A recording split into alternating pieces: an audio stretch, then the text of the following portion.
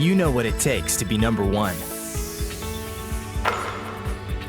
At State Farm, so do we.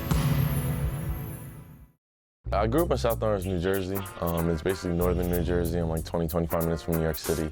I actually didn't start playing football until 8th grade, 1 year of Pop Warner. And that's kind of when I really started. A lot of my friends were like, come on, you're real tall and everything, and you should get out there and play. And I mean, I always thought about it in the back of my mind, and I guess I really considered it strongly that year. And ever since 8th grade, I've been playing and loved it. Honestly, at first, I didn't even have UVA in mind. I actually considered staying a little closer to home, possibly like Rutgers, Maryland, somewhere in Delaware, things like that. But when I started getting recruited by them and the coaches started sending a lot of letters to the house and everything, I started really looking into the school, and I realized how much of a good fit it was for me, both academically and athletically. To be one of the, top schools, prestigious schools academically and everything. My parents fell in love with it, and I did too, on first sight when I came down here and visited. I love the environment, the scenery, and things like that, and I fell in love with the coaches and the ways in which they really took me under my wing, and the players, how they really just invited me and made me feel welcome and made me feel as one, even though I was still in high school and wasn't even in college yet. My dad told me a lot about his prior years with NFL teams with the Jets and Giants and things like that, and it definitely influenced me a lot. And being in a 3-4 defense, the linebackers get to do a lot in this defense. They get to rush the passer, drop in coverage and things like that. So it was really it was like a total package. You could do a little bit of everything. That's what really what made it more intriguing to come here, and that's one of the main reasons I chose to come here, is because of the coach and because of all his accolades prior to here. Here's a handoff. Grimes breaks the initial tackle from Nate Collins, but Denzel Burrell comes in to finish him off. As a sophomore, I basically played a lot of special teams, and I came in on third down defense and nickel and dime. But I actually tore my ACL the second game of the season, which was the first home game. And that was real rough for me because, it was a season-ending injury, and it put me out for the rest of that season and into the spring and everything like that. But it was a time for me to just, really just work on my own game, focus on getting better, and just learn the defense more. And I feel like it definitely made me a stronger player, and it's helped prepare me for things today, and it really made me realize, you can't take anything for granted. You never know when your last game is going to be.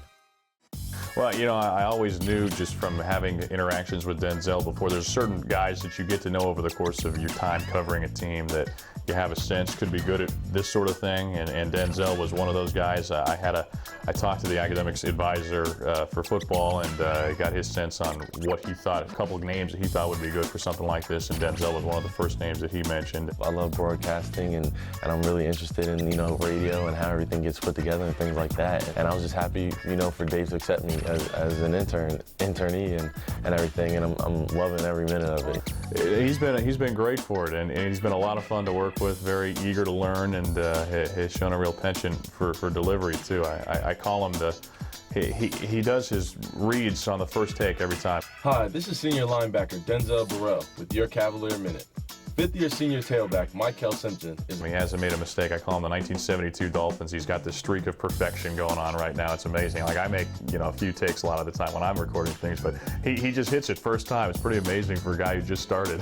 I learned a lot about interviewing people, actually. What type of questions to ask, to get them to speak more, because certain questions you kind of only get one-word answers, and it kind of hurts an interview and it kind of hinders it in a way. But I've learned a lot about what to ask and what not to ask, and a lot of the open-ended questions that you should ask, so that they can really feel comfortable around the interview, and really just let it all out and really give you a great story. It was weird, to hear your own voice and everything, and I hear it in here when we go over it and everything, and we review and we play it, but it's just different hearing it over the radio and knowing that so many people are listening, and it's not just local, it's all of Virginia and the surrounding area and everything. So I was so proud. I sent it to my family and sent it to my mom and dad and everything, and I think they're making a CD of every, combining all of them, making like a compilation of every single week that I do.